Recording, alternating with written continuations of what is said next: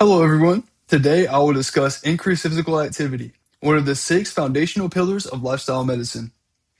I'm going to explain. Oh, wait a minute, I messed up. Hold on. No, don't worry about that because you can just cut it. All right, ready? Hello, everyone. Today, I will discuss increased physical activity, one of the six foundational pillars of lifestyle medicine.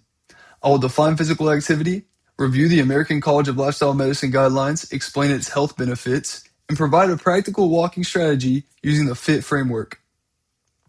Physical activity is any bodily movement produced by skeletal muscles that requires energy expenditure. This includes structured exercises such as running or weightlifting, but it also includes activities like walking to class, cleaning, playing sports, or simply taking the stairs. The American College of Lifestyle Medicine, or ACLM, encourages people to move every day to incorporate aerobic, strength, and flexibility exercises into their routines. For adults between the ages of 18 to 64, the guideline is approximately 150 to 300 minutes of moderate intensity aerobic activity each week, or 75 to 150 minutes of vigorous intensity activity. Adults should also include and complete muscle strengthening activities at least 2 days per week. Any amount of movement is considered better than none, especially for someone who is currently inactive. Physical activity is important because it influences nearly every single system of the body. Regular activity strengthens the heart, improves blood circulation, helps regulate blood pressure and blood sugar, maintains muscle and bone strength, improves sleep, and supports muscle health. It can also reduce the risk of cardiovascular disease, type 2 diabetes, certain cancers, functional disability, and premature death. A large systematic review and meta-analysis by Garcia and colleagues examined the relationship between non-occupational physical activity and several chronic diseases. The researchers found that higher levels of physical activity were associated with lower risk of cardiovascular disease, cancer, and death from all causes. Importantly, substantial benefits occurred even at activity levels below the full weekly recommendations. This means that an inactive person does not have to become an athlete to improve their health.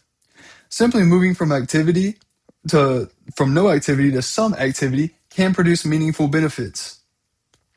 Another systematic review found that moderate to high levels of physical activity were associated with a 21% lower risk of death from all causes and a 24% lower risk of cardiovascular death among adults with obesity. Although physical activity does not eliminate every health risk, these findings demonstrate that being active can improve health even when someone has an existing risk factor such as obesity. Neglecting this pillar can have the opposite effect. Physical inactivity contributes to reduced cardiovascular fitness, loss of muscle strength, insulin resistance, weight gain, and poor mental well-being. Over time, an inactive lifestyle can increase a person's likelihood of developing chronic diseases and losing the ability to complete normal daily activities independently. One accessible strategy for increasing physical activity is a structured brisk walking program. Walking requires little equipment, can be performed in many locations, and can easily be adjusted according to a person's fitness level. A systematic review of randomized controlled trials found that walking interventions improved several cardiovascular risk factors, including aerobic fitness, blood pressure, body weight, body mass index, and body fat percentage.